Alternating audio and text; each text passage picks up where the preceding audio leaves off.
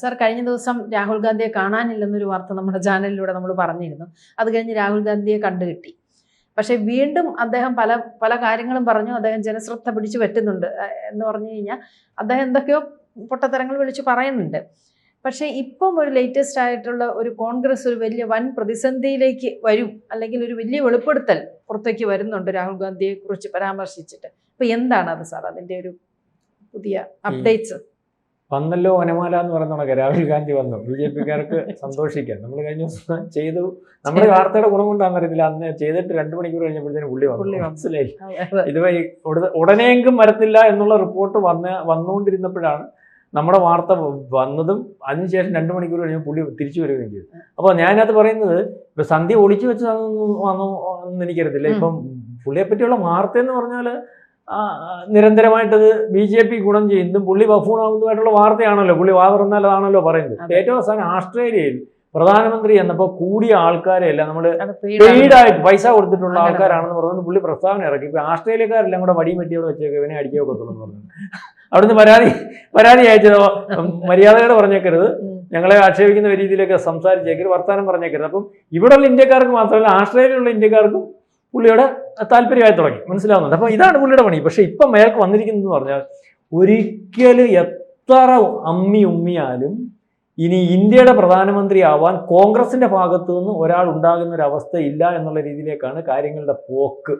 കാരണം കാര്യങ്ങൾ ഇപ്പോൾ ആൾക്കാർ പഠിച്ചു തുടങ്ങിയിട്ടുണ്ട്. പണ്ട് മറച്ചു പിടിക്കാൻ പറ്റുമായിരുന്നു. ഇപ്പോൾ ഓപ്പണായിട്ടും അല്ലെങ്കിൽ കാര്യങ്ങൾ എന്താണ് നടക്കുന്നതിനെ പറ്റിയും വളരെ ഗഹനമായിട്ട് പഠിക്കുന്ന ഒരു ജനത ഇന്ത്യയിലുണ്ട്. അങ്ങനെയാണ് കാര്യങ്ങളുടെ പോക്ക്.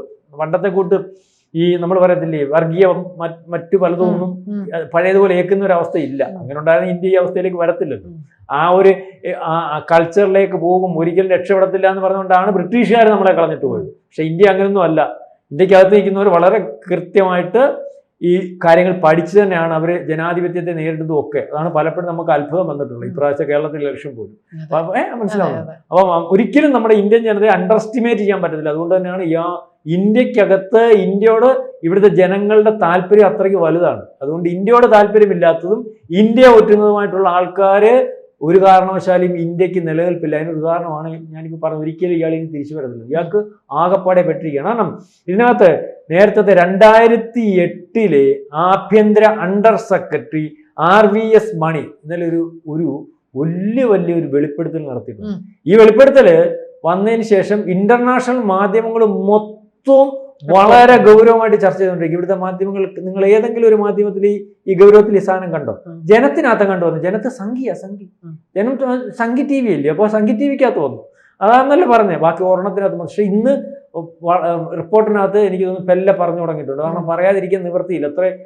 അത്രയ്ക്ക് ഗൗരവമുള്ളതും അത്രയ്ക്ക് വലിപ്പമുള്ളതുമായിട്ടുള്ള വാർത്തയാണ് ഇന്റർനാഷണൽ മാധ്യമങ്ങൾ കൈകാര്യം ചെയ്തുകൊണ്ടിരിക്കുകയാണ്. അതായത് ബോംബെ ഭീകരാക്രമണം കോൺഗ്രസും പാകിസ്ഥാനും കൂടെ കൈകാര്യം ചെയ്താണ്. അത് ISI നമ്മൾ മനസ്സിലാക്കിയിട്ടില്ല.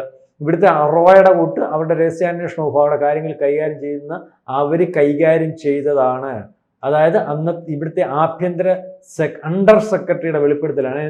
അതിനകത്ത് പറയുന്ന കാരണങ്ങളെന്ന് പറഞ്ഞാൽ ഈ പറയുന്ന ബോംബെ ഭീകരാക്രമണത്തിന് ഉപയോഗിച്ചിരുന്ന ബോട്ട്, 1-2 കാരണം ഞാൻ പറയുന്നുള്ളൂ. ഉപയോഗിച്ചിരുന്ന ബോട്ട് അന്ന് കോസ്റ്റ് ഗാർഡ് കണ്ടെത്തി. പാകിസ്ഥാനിൽ നിന്ന് വന്ന ബോട്ടാണെന്ന് കണ്ടെത്തി. അതിനകത്ത് ഭീകരന്മാർ വന്ന് ഈ തീരത്ത് ഇറങ്ങിയിട്ടുണ്ടെന്ന് കണ്ടെത്തി. അത് റിപ്പോർട്ട് ചെയ്തപ്പോൾ കോസ്റ്റ് ഗാർഡ് അതിന്റെ ഉത്തരവാദിത്തപ്പെട്ട ആളുടെ അടുത്ത് റിപ്പോർട്ട് ചെയ്തപ്പോഴും ഗവൺമെന്റിന്റെ അടുത്ത് റിപ്പോർട്ട് ചെയ്തപ്പോഴും അത് മൈൻഡ് ചെയ്യേണ്ട എന്നുള്ള സമീപനമാണ് വന്നത്. എന്നിട്ട് ഈ ഭീകരാക്രമണം ബോംബെയിലെ താജ് ഹോട്ടൽ, നമ്മളെല്ലാം എന്റെ ചെറുപ്പം അല്ലെങ്കിൽ താജ് ഹോട്ടൽ കത്തിക്കൊണ്ടിരുന്ന സമയത്ത് ആ താജ് ഹോട്ടൽ ആക്രമണം റിപ്പോർട്ട് ചെയ്ത ആൾക്കാരെ വെടിവെച്ച് കൊന്നുകൊണ്ടിരിക്കുക. എത്ര 198 പേരെ കണ്ടാ മരിച്ച്. വെടിവെച്ചിരുന്ന സമയത്ത് NSG എന്ന് പറയുന്ന സംവിധാനമുണ്ട്. അത് അടിയന്തര ഘട്ടത്തിൽ ഇറങ്ങേണ്ടതാണ്. ഈ NSG 2 മണിക്കൂർ NSGയെ വൈകിച്ചു. എന്ന് വെച്ച് കഴിഞ്ഞാൽ അവർ വന്നിറങ്ങി അവർ പ്ലാൻ ചെയ്തിട്ട് ഇരുന്ന കാര്യങ്ങൾ മൊത്തവും നടത്താൻ വേണ്ട സമയം ഇവിടുത്തെ ആഭ്യന്തര വകുപ്പ്, ഒരുപക്ഷെ കോസ്റ്റ് ഗാർഡ്, അതിന് ഉത്തരവാദിത്തപ്പെട്ടവർ വളരെ കൃത്യമായിട്ട് കൊടുത്തിരുന്നു. അന്ന് ജീവൻ പണയം വെച്ചിട്ട് ഉള്ള ഒരു പോലീസുകാരൻ ഇല്ലായിരുന്നെങ്കിൽ ഇന്ന് ബോംബെ ഭീകരാക്രമണത്തിന്റെ മൊത്തം ഉത്തരവാദിത്വം ഹിന്ദു ടെററിസത്തിന്റെ പേരിലായിരുന്നു. അന്ന് അജ്മൽ കസം എന്ന് പറയുന്ന ഒരുത്തൻ അറിയാമോ? പിടിച്ചിട്ടിട്ട് നമ്മൾ തൂക്കിക്കൊന്നത്, ജീവനെ പിടിച്ച ഒരുത്തൻ, ബാക്കി എല്ലാരും മരിച്ചുപോയി, അല്ലെങ്കിൽ അവർ ചാവേറാവാൻ തന്നെ വന്നാണ്. ഇവനും മരിക്കാൻ പക്ഷേ ഇവനെ വളരെ കൃത്യമായിട്ട് ജീവനെ വെടി കൊണ്ടിട്ട് പോലും പിടിച്ചു, ജീവനെ കിട്ടി. ഇവന്റെ കയ്യിൽ അന്നേരം രാഹിയുണ്ട്, അറിയാലോ, രാഹി കിട്ടുന്നതല്ല ശങ്കിയ. എനിക്കറിയത്തില്ല, ഉത്തരേന്ത്യ പറയുന്ന സഹോദര ബന്ധങ്ങൾ അത്രത്തെ ഒരു ഉത്സവമാണത്. അല്ല, ഇപ്പൊ എന്റെ കയ്യില് സന്ധ്യ കെട്ടി തന്നാൽ ഞാൻ സഹോദരൻ എന്ന് വെച്ചാൽ ആ കടമയാണ് എനിക്കുള്ളത്.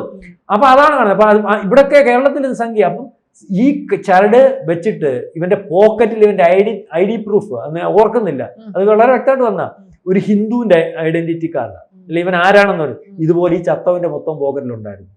എന്നിട്ട് ഇവനെ ജീവനോടെ പിടിച്ചിട്ട് പോലും അന്നത്തെ ആഭ്യന്തര വകുപ്പ് മന്ത്രിയാണോ അതിന് ഉത്തരവാദിത്തപ്പെട്ടവർ ഈ ഇത് നടന്നുകൊണ്ടിരിക്കുന്ന സമയത്ത് തന്നെ ഹിന്ദു ടെററിസം നടന്നിരിക്കുന്നു എന്നുള്ള രീതിയിൽ ഉത്തരവാദിത്തപ്പെട്ട അല്ലെങ്കിൽ പ്രസ്താവന അതൊക്കെ ഇപ്പോഴും ഉണ്ട്.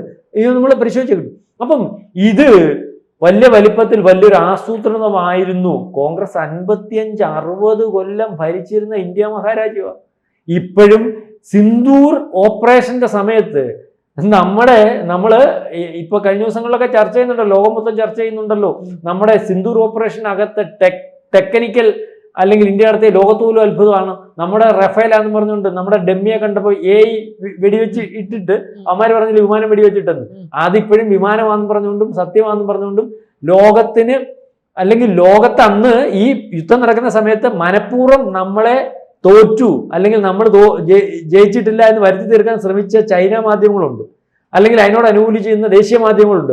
അമേരിക്കൻ മാധ്യമങ്ങൾക്ക് ഇന്ത്യ ജയിച്ചെന്ന് പറയാൻ വലിയ ബുദ്ധിമുട്ടാണ്. ഇന്ത്യ ലോകത്തിന് നിറയലാവുമല്ലോ. ആ സമയത്ത് നമ്മുടെ ഈ പറയുന്ന പട്ടാള മേധാവികൾ, നേവിയുടെ ആയാലും കൊള്ളാം, കരസേനയുടെ ആയാലും കൊള്ളാം, എയർഫോഴ്സിന്റെ ആയാലും ഓരോന്ന് സ്പോട്ട് ചെയ്ത് തെളിവുകൾ കൊടുത്ത് പറഞ്ഞപ്പോൾ പിന്നെ മാധ്യമങ്ങൾക്ക് എഴുതേണ്ടി വന്നില്ലേ? ഈ പറയുന്നത് പോലെ ഇന്ത്യയാണ് ജയിച്ചത്, ഇന്ത്യയുടെ ഒന്നും നഷ്ടപ്പെട്ടില്ല. ആ സമയത്തും ഇപ്പോഴും ഇന്ത്യ തോറ്റു അല്ലെങ്കിൽ ഇന്ത്യയുടെ നഷ്ടം വന്നു, ഇന്ത്യയുടെ പട്ടാളക്കാർ മരിച്ചതിന്റെ കാരണമൊക്കെ ചോദിക്കാനും 7 വിമാനം വീണ കഥയും പറഞ്ഞുകൊണ്ട് പാകിസ്ഥാനകത്ത് ഓരോയില്ലാത്തവനെ പാകിസ്ഥാൻ നിലനിൽപ്പിന് വേണ്ടി അവിടെ പ്രചരിപ്പിക്കുന്ന പോലെ ഇപ്പോഴും പറഞ്ഞുകൊണ്ടിരിക്കുന്ന ഒരു നേതാവ് ആരാ ഉള്ളതെന്നറിയോ? രാഹുൽ ഗാന്ധി, പ്രതിപക്ഷ നേതാവ്. മനസ്സിലാവുന്നുണ്ടോ? അപ്പം ഈ കഥയും പഴയ അച്ഛന്റെ അമ്മൂമ്മയുടെ ഒക്കെ കാലത്തുണ്ടായിരുന്ന കഥയും ഒക്കെ തുലനം ചെയ്യുമ്പോൾ ഇന്ത്യ മഹാരാജ്യത്തിനകത്ത് നടന്നിരുന്ന ഇപ്പൊ ഇതിനകത്തൊരു കൃത്യമായ വെളിപ്പെടുത്തൽ വരുന്നുണ്ട്. ഈ സ്ഫോടനവുമായിട്ട് ബന്ധപ്പെട്ടാണ് അമേരിക്കയിൽ നിന്ന് ഒരുത്തനെ ഇവിടെ കൊണ്ടുവച്ച് നമ്മൾ ചോദ്യം ചെയ്ത ഓർമ്മയുണ്ടല്ലോ. ഇതിനകത്ത് ആരൊക്കെ ബന്ധപ്പെട്ടിട്ടുണ്ട് അന്നാണ് മനസ്സിലായത്. നമ്മുടെ കേരളത്തിൽ മലപ്പുറത്തും കോഴിക്കോട്ടും വരെ അദ്ദേഹം വന്നിരുന്നു ബോംബെ ആക്രമണം ആസൂത്രണം ചെയ്യാൻ എന്നുള്ള രീതിയിലൊക്കെയുള്ള വാർത്ത വന്നിരുന്നു. ഇതുവരെ അതിന്റെ ആഭ്യന്തരം അല്ലെങ്കിൽ നമ്മുടെ ആഭ്യന്തര വകുപ്പ് ചോദ്യം ചെയ്തുകൊണ്ടിരിക്കുന്നതിന്റെ വിശദവിവരങ്ങൾ അല്ലെങ്കിൽ വെളിപ്പെടുത്തരുത്. അപ്പം ഇതിനകത്തൊരു CBI അന്വേഷണം വെച്ചാൽ ഇതിന്റെ കൃത്യമായ അല്ലെങ്കിൽ അതേ രീതിയിൽ അന്വേഷണം നടന്നുകൊണ്ടിരിക്കുകയാണ്. കൃത്യമായ ഈ വെളിപ്പെടുത്തിന് ശേഷമുള്ള കൃത്യമായ അതിനകത്ത് ആരൊക്കെ ബന്ധപ്പെട്ടിരുന്നു, ആരൊക്കെയായിരുന്നു എന്നുള്ള കാര്യം അറിയാൻ വലിയ പ്രയാസമില്ല.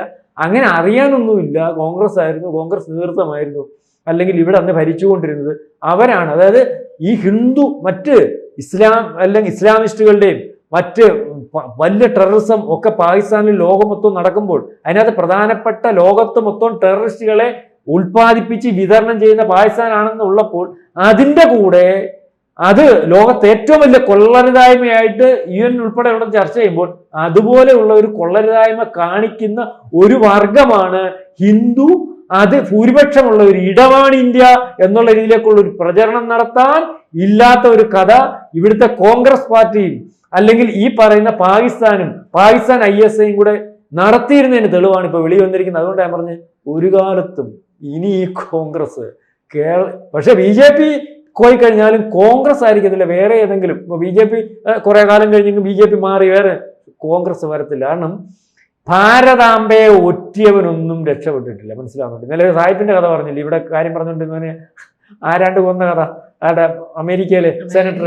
അതെ എന്ന് പറഞ്ഞൊരു സത്യമുള്ള ഇടമാണ്. അതുകൊണ്ട് രാഹുൽ ഗാന്ധി ആ കച്ച അഴിച്ചു വെക്കുന്നതായിരിക്കും വൃത്തി. ഇപ്പം മനസ്സിലാവുന്നുണ്ടോ? അല്ലെങ്കിലും ലക്ഷണക്കേടായി കാണിച്ചുകൊണ്ടിരിക്കുന്നത് ദിവസം. അപ്പൊ ഇതിന് മറുപടി പറയേണ്ടി വരും. ഇത് പാർലമെന്റിൽ ഉന്നയിക്കും എന്നുള്ള രീതിയിലേക്കാണ് ഇപ്പം BJP അതിനകത്ത് ഇറങ്ങിയിരിക്കുന്നത്.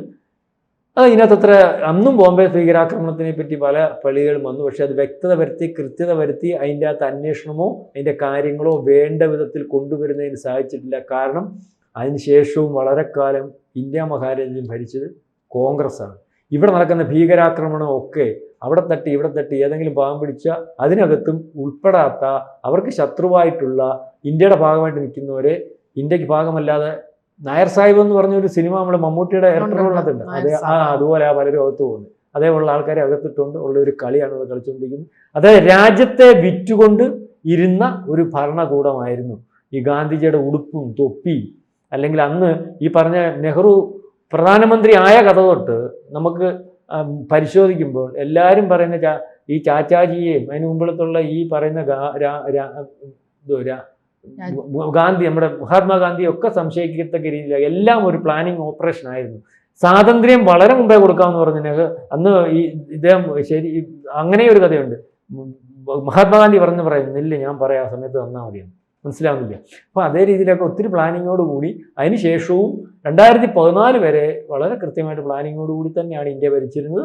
ഇന്ത്യക്ക് അതുകൊണ്ടാണ് ഇന്ത്യ നമ്മൾ ആഗ്രഹിച്ച അത്രയും രക്ഷപ്പെടാതെ പോയത്. ഇപ്പം എന്തുകൊണ്ടാണ് 10 കൊല്ലം കൊണ്ട് ഷൂന്ന് പോകുന്നത്? വല്ല വാണം വല്ലതും കത്തിച്ചു വെച്ചിട്ടുണ്ടോ ഇന്ത്യയുടെ പുറകിലൊന്നുമില്ലല്ലോ.